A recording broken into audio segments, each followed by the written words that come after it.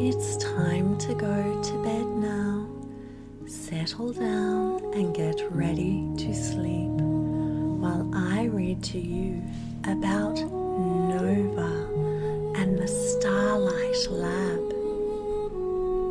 Nova Patel had a telescope, a sketchbook, and a backpack that weighed as much as a small elephant because it was filled with science journals, duct tape, gummy bears, and 3 broken calculators.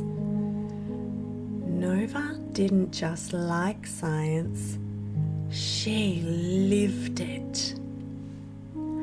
Every night after her homework was done, or mostly done, Nova climbed out onto the rooftop of her family's 3-story apartment building with her telescope and her imagination. But tonight, as she adjusted her telescope towards the stars, Nova noticed something strange. A blinking light moving against the pattern of the constellations. "Not a plane," she whispered. Nova scribbled in her notebook, "Object observed, 9:46 p.m.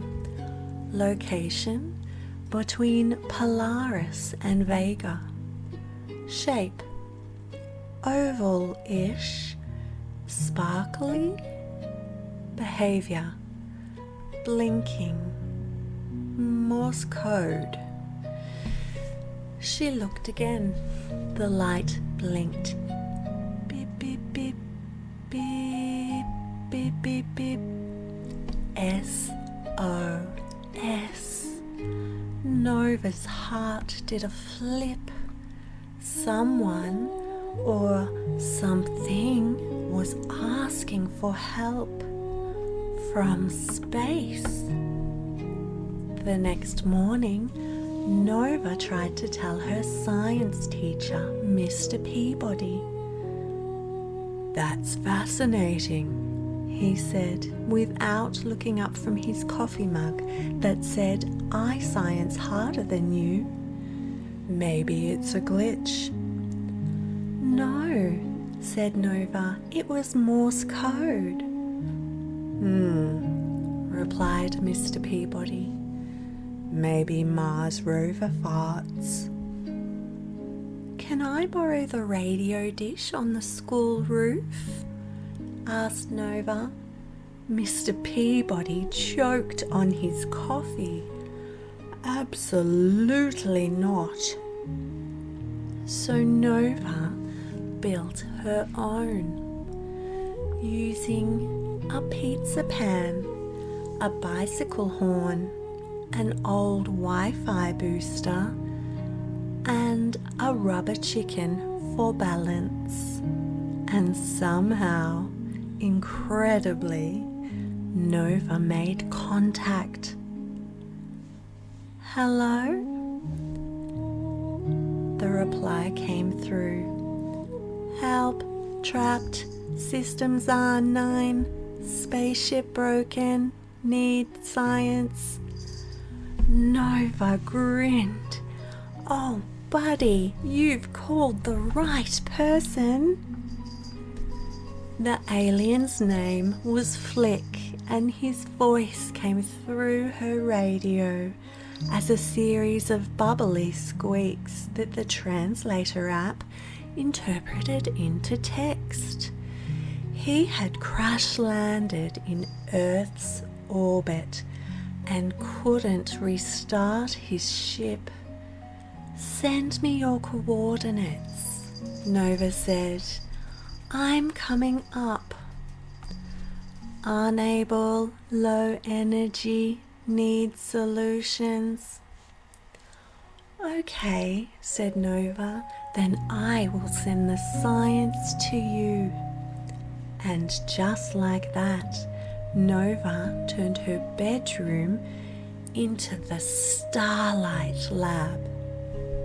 Her mission: build solutions to help an alien spaceship using only what she could find in her neighborhood. Her assistant, her little brother Ravi, age 7, who was also the chief snack dispenser. Nova began with propulsion.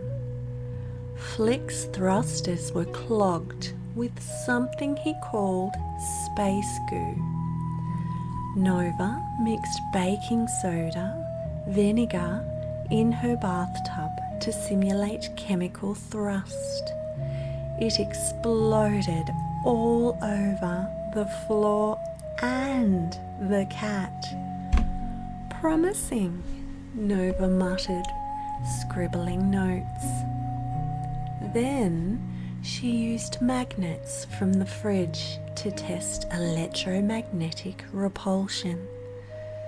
Nova built a mini repulsion launcher and uploaded the blueprint through a particle beam translator made from her TV remote and a disco ball.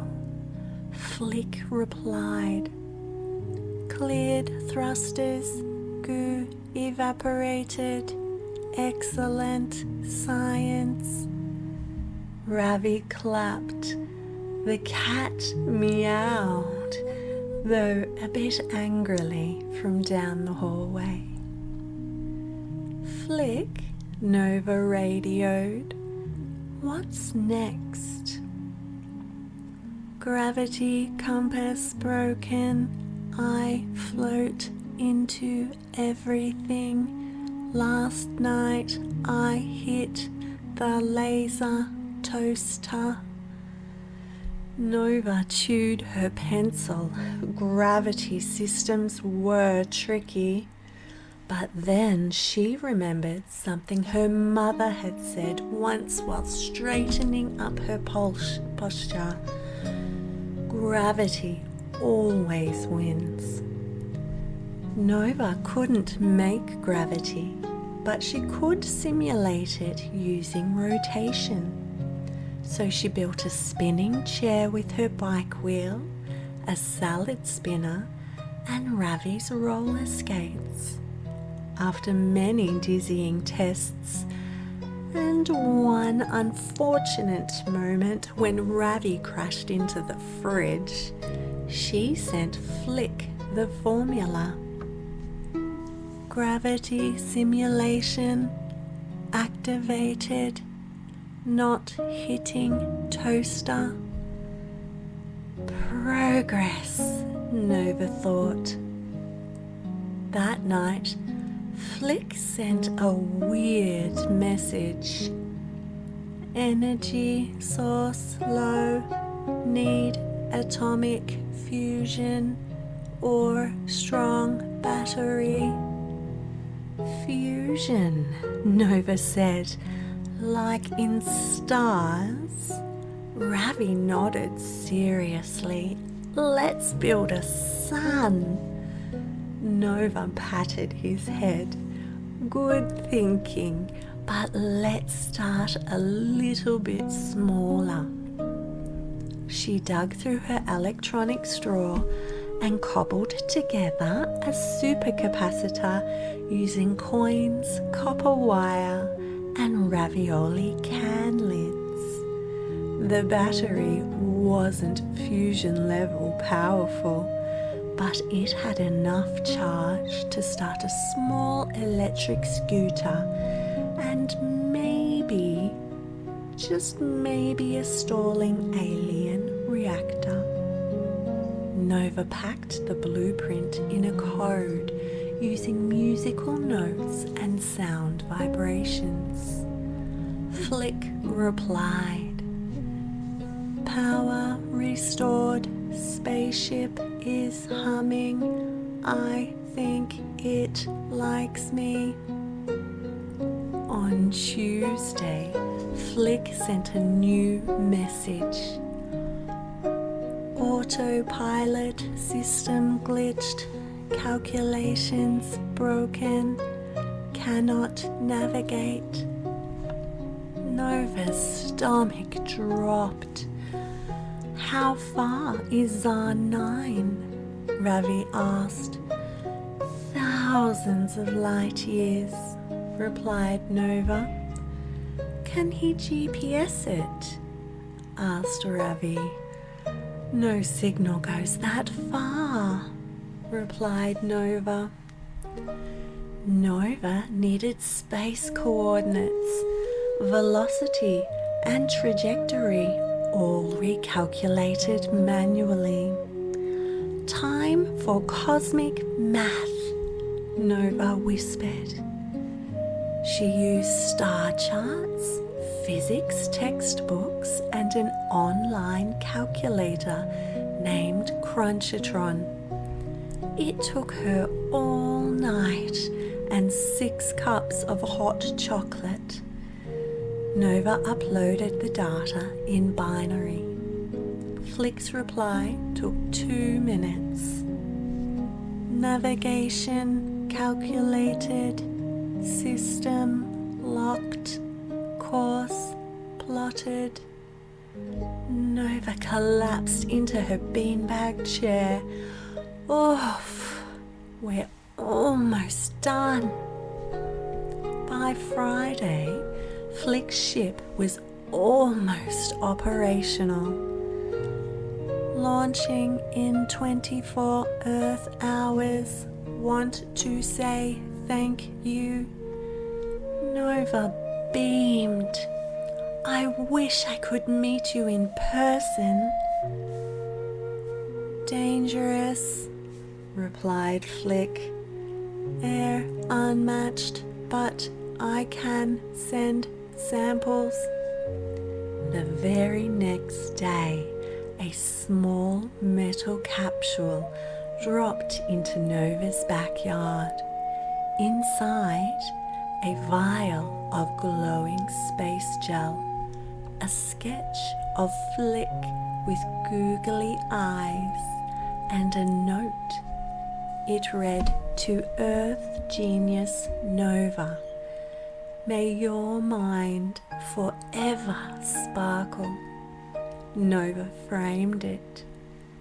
That night, Nova watched the blinking light rise from the sky and vanish with a tiny whoosh. And just like that, Flick was going home, all thanks to her. The following week, Nova entered the school science fair with her experiments titled Flick Fixes. Mr. Peabody raised his eyebrows at her projects.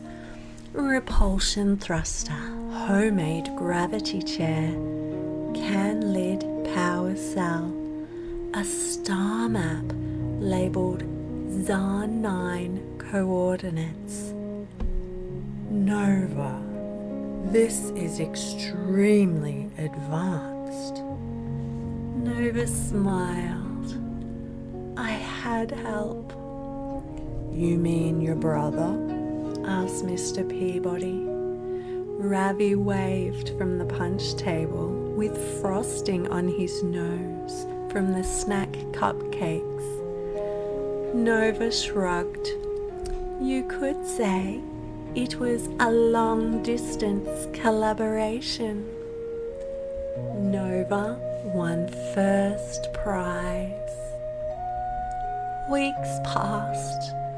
Nova missed Flick. She still stargazed every night, but the skies were quiet. Then one evening, her radio crackled and a faint voice, bubbly and familiar. Arrived, Zan 9 welcomes you. I taught them about bathtub thrusters. They laughed. Nova gasped.